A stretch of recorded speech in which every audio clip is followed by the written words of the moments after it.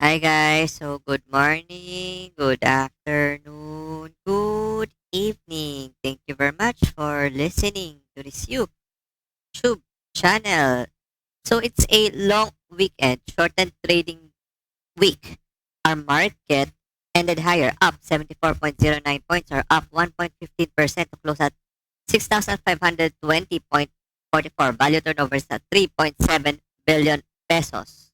No? So, Friday, uh, yun nga, no trading day, no? So, the government declared it as a special holiday. Unfortunately, yun nga, the moon was not sighted, sabi ng Muslim brothers natin, kaya it was moved on, it was moved to a Saturday, no?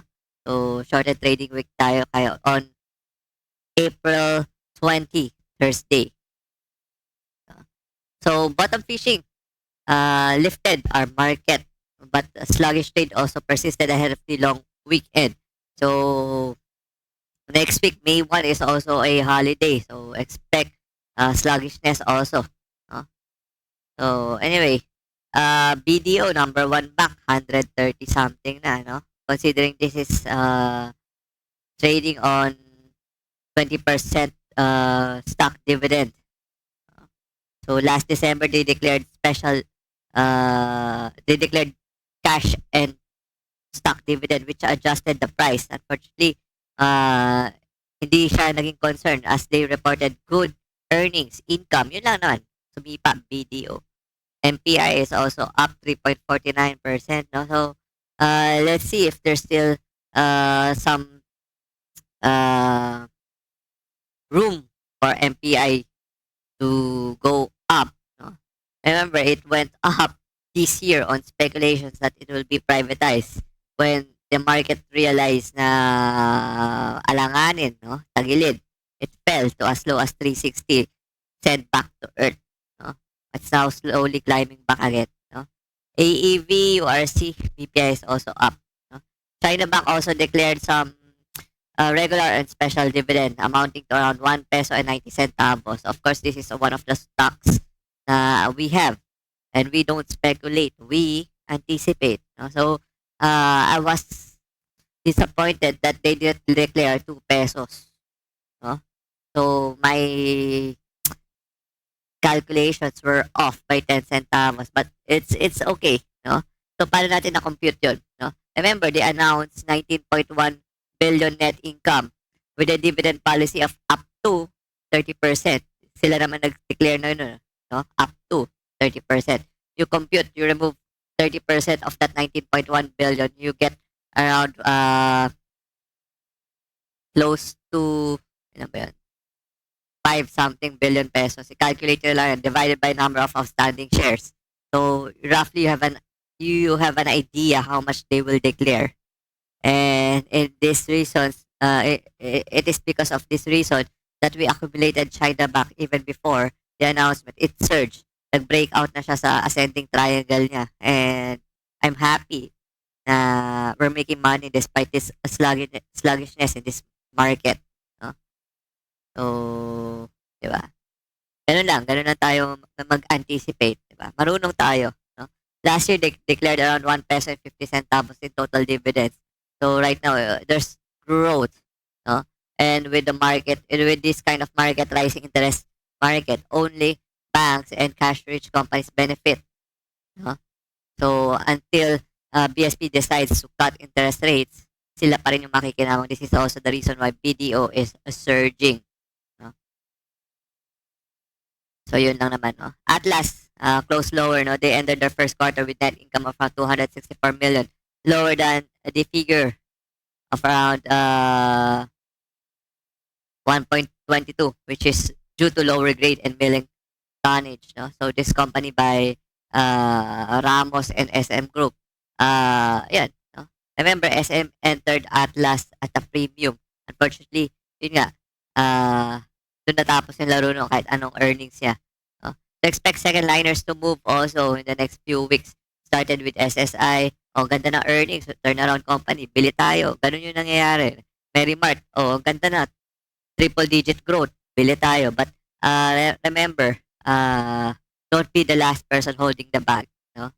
So, Felix, pinatay na nga, wala pa nga search, no? Rising gold prices. Yun yung na may story dyan. If you notice, the, the underwriter also sold their shares there. So, there's not much, uh, naubos na yung liquidity. I mean, nagkaroon ng distribution phase dyan.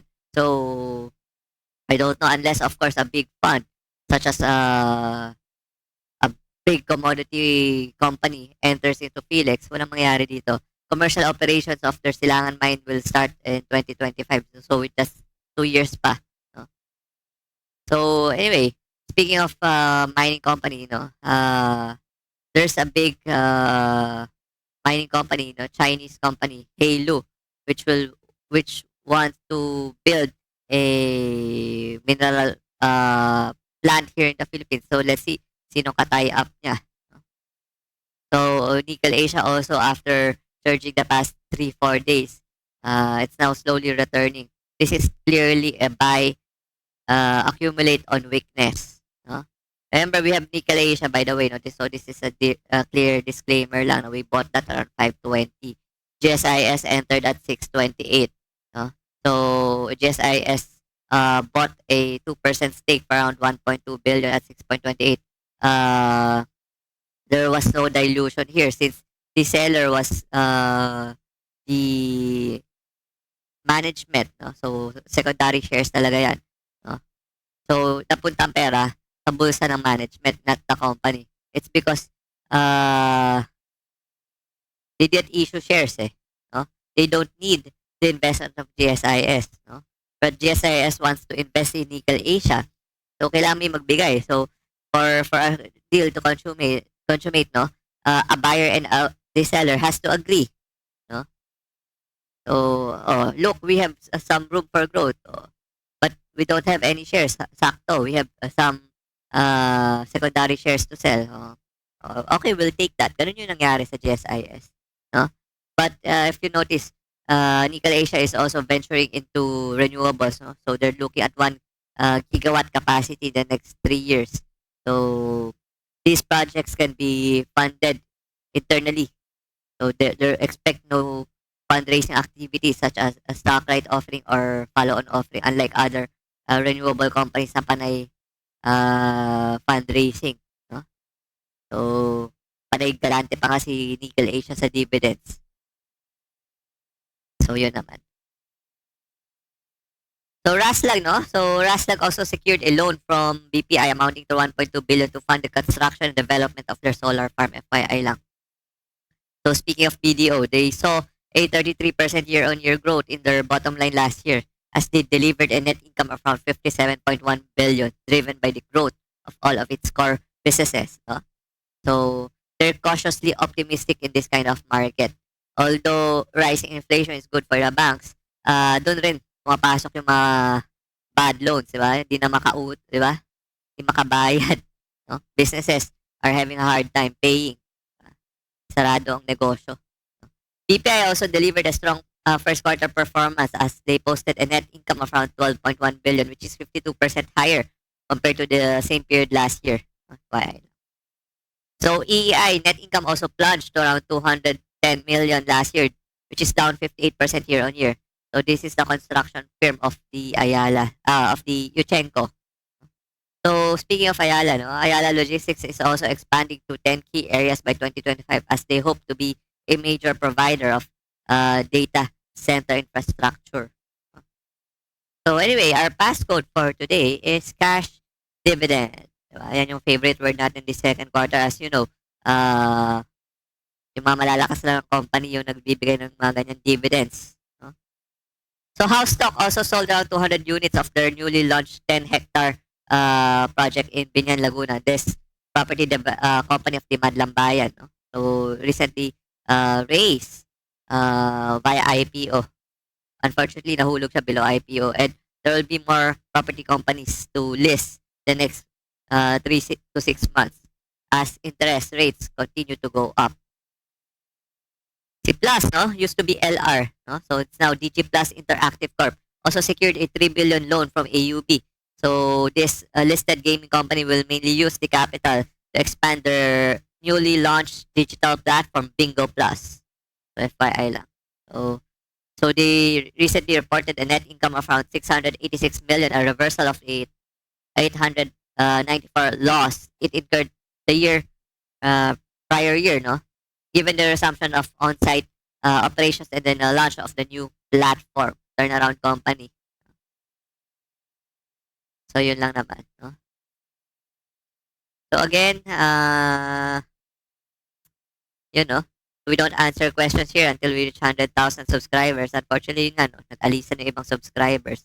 Halatang binibenta yung mga ideas natin here, di ba? Sabi ko nga ba. No? Anyway, Gilbert Travisan, Choi. No? Eto. Sa nakikita ko dividend payout ng companies. No? So, annual reports, you check them individually. But yun nga, you don't need to check them individually. You just filter out sino yung mga malakas magbigay. No? As you sort the dividends from there. Georgia, Easy Proman, WM, Rudy Salvatierra, Oliver Wendelgo, JD, no? ERC, Ray Toledo, Limitless Mark, Mike Cadiente, John Edison Aquino, Jennifer and Jarwaan. Thank you very much for listening. Stay safe. Bye.